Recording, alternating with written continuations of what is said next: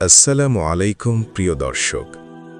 আজকের এই ভিডিওটা তাদের জন্য যারা ঘর ছেড়েছে স্বপ্নের টানে। আজকের এই ভিডিওটা তাদের জন্য যারা শহরের আলোতে দাঁড়িয়ে গ্রামের অন্ধকার রাতগুলো মনে করে চুপচাপ চোখ মুছে ফেলে। আপনি কি এমন একজন যে ভেতরে ভেতরে ভেঙে পড়ছেন কিন্তু বাইরে কাউকে বুঝতে দিচ্ছেন না? আপনি কি কখনো নিজেকে জিজ্ঞেস করেছেন, আমি কি ভুল পথে এসেছি? এই কষ্ট কি কখনো শেষ হবে? প্রিয় ভাই ও বোন, আল্লাহ কাউকে কষ্ট দিয়ে খেলেন না। যাকে তিনি বড় বানাতে চান তাকে আগে শক্ত করেন। আজ আমরা শুনব একজন গ্রামের ছেলের গল্প, যে শহরে এসেছিল কোনো সম্পদ নিয়ে নয়, শুধু এক মুঠো স্বপ্ন নিয়ে। একটা ছোট গ্রাম ছিল। সেখানে সকাল শুরু হতো মোরগের ডাক দিয়ে, আর রাত শেষ হতো মায়ের দোয়া দিয়ে। মাটির ঘর, টিনের চাল আর অভাবের দীর্ঘ ছায়া। সেই গ্রামে থাকত এক ছেলে, তার নাম রাশেদ। রাশেদের বাবা ছিল দিনমজুর। যেদিন কাজ থাকত সেদিন হাঁড়িতে ভাত থাকত।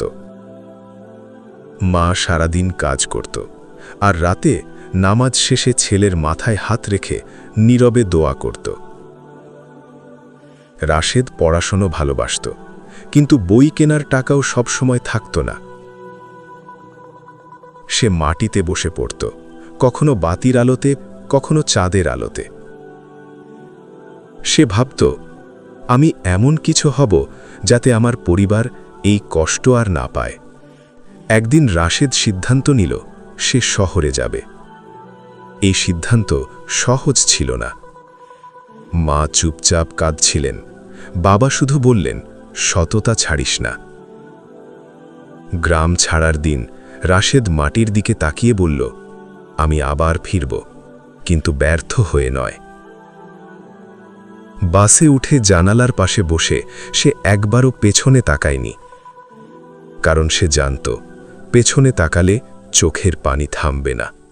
শহর বড়, চকচকে, কিন্তু ভীষণ নিষ্ঠুর।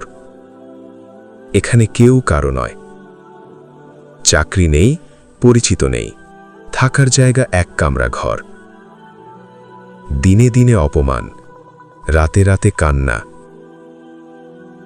অনেক জায়গায় সে গিয়েছে। কেউ বলেছে অভিজ্ঞতা নেই, কেউ বলেছে গ্রামের ছেলে দিয়ে হবে না। একদিন সে রাস্তায় বসে ভাবল, আমি কি হেরে যাচ্ছি?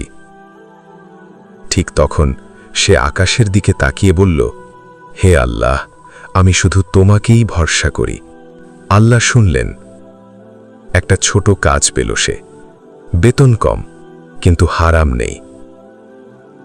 সে কাজ করল মন দিয়ে, শিখল ধীরে ধীরে। দিনের পর দিন, মাসের পর মাস।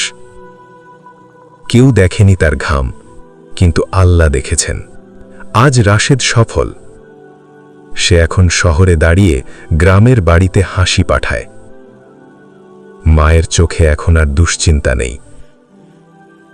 রাশেদ বলে, আমার জীবনের সবচেয়ে বড় অর্জন টাকা নয়, ধৈর্য। প্রিয় দর্শক, আপনি যদি এখন কষ্টে থাকেন, এই গল্পটা মনে রাখবেন।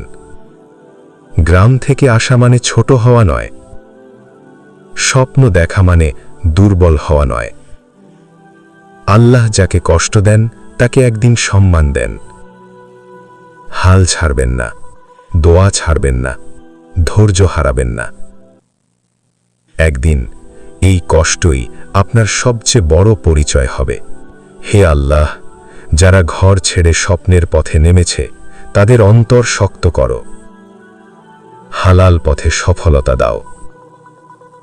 আমাদের সবাইকে ধৈর্য, তাওয়াক্কুল আর সঠিক পথ দান করো। আমিন।